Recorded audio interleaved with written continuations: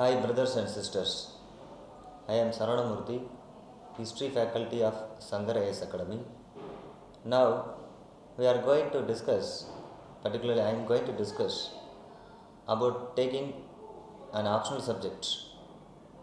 UPSC is providing nearly 22 optional subjects. All have its own advantage and disadvantages. Regarding history, one of the most popular optional subjects taken in North India. Now it is become very popular in South India also, particularly in our academy.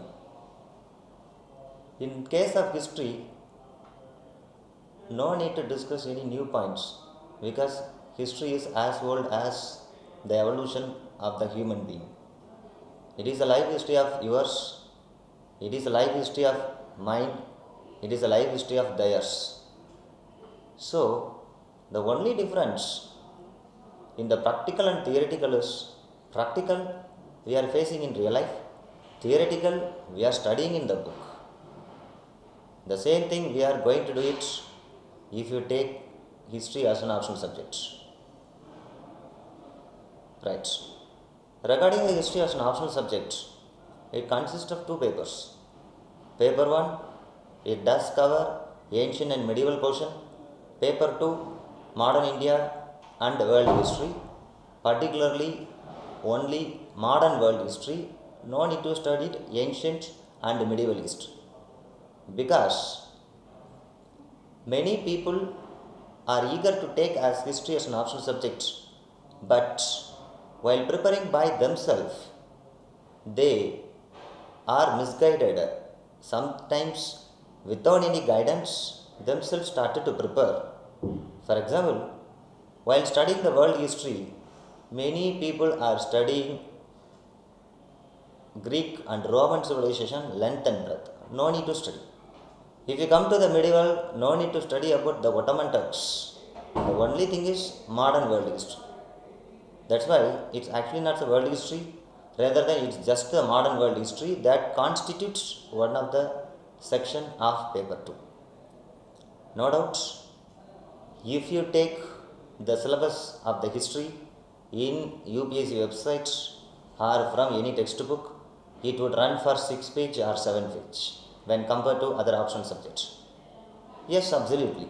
Why they have given such a vast syllabus is, since history is the vast, it would cover all other subjects.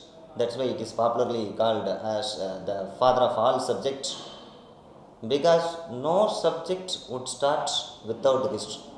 Even it is a mathematics, it has a historical perspective.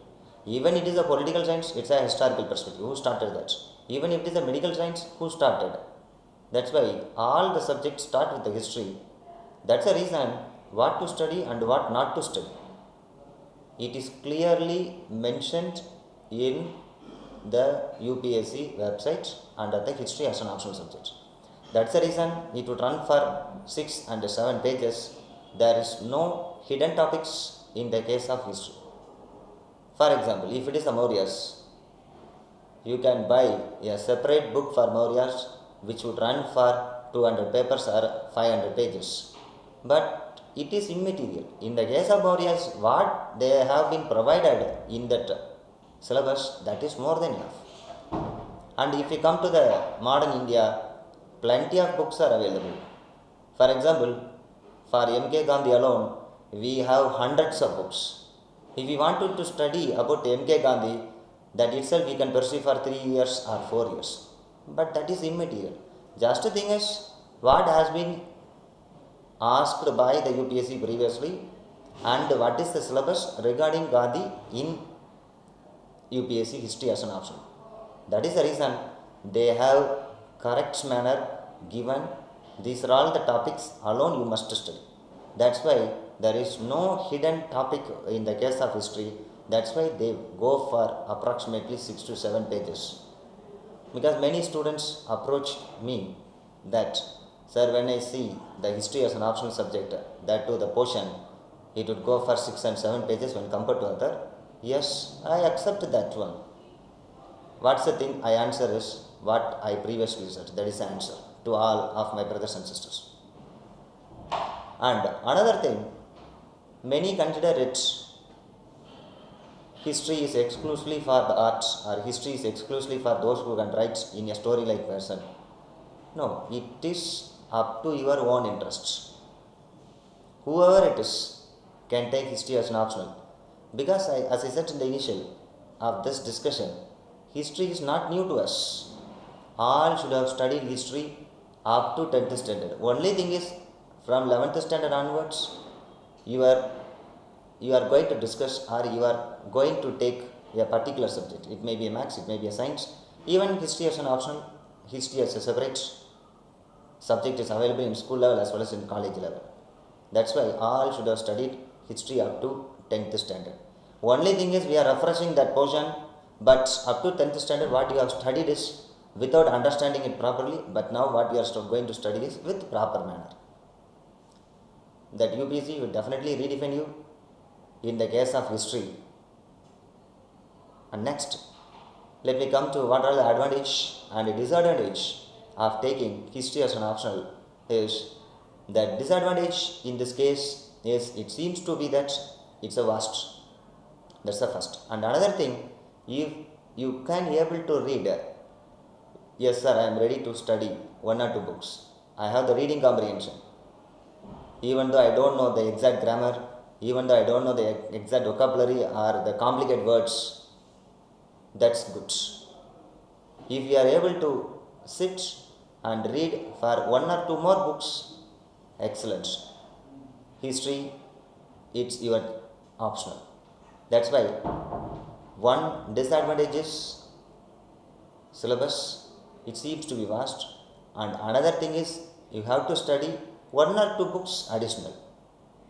Why you have to study 1 or 2 books additionally means, since I said earlier, history is the base for all other the humanitarian subjects. All would start from history. Once if you studied history with 1 or 2 additional books, whatever the subjects, whether it's a political science, whether it's a sociology, whether whatever the art subjects, you can have the strong fundamental ideas. It's very easy to develop and study such a subject, very easy. These two, one is syllabus and another thing is 1 or 2 books seems to be disadvantage, but only thing you are going to study. In the case of advantage, thing is, it is the base for all the subjects. And another thing, the weightage would be there not only in the GS. If you go to the GS2 or GS3, except the ethics, even in the case of ethics, you can see the historical philosophers of the Buddha or Mahavira, sometimes it's Abraham Lincoln. You would have the strong historical background of such a people. You can develop your own writing, even in the case of paper 4 also. So apart from that, regarding the case of history, it's no need to discuss, need to elaborate about things, because history is part and parcel of our life. So if you take history, before that, just to do one thing, go through the previous year question papers. My strong advice is always go through the previous year question paper at first. Second thing, whether you can able to understand such a question and can write up at least 30%. No need to write, you don't need to know that 100%, because no one know about that. Even if you know 30% or 40%, then you can strongly take history as an optional subject. And another thing is, in the case of history, ancient, medieval, modern India and world history, there is nothing new except 1 or few chapters. That alone we are going to discuss here. Apart from that, whatever you have studied in the early classes, that is up to the 10th standard, that alone we will discuss, but with broad approach. That's why before taking history optional as a subject, please go through these things, and after that, if you have interest, whatever it is, no need to worry about the previous year results, no need to worry about that others optionals. You can choose history as an optional. So at last, my brothers and sisters, take history and make history. All the best. Thank you.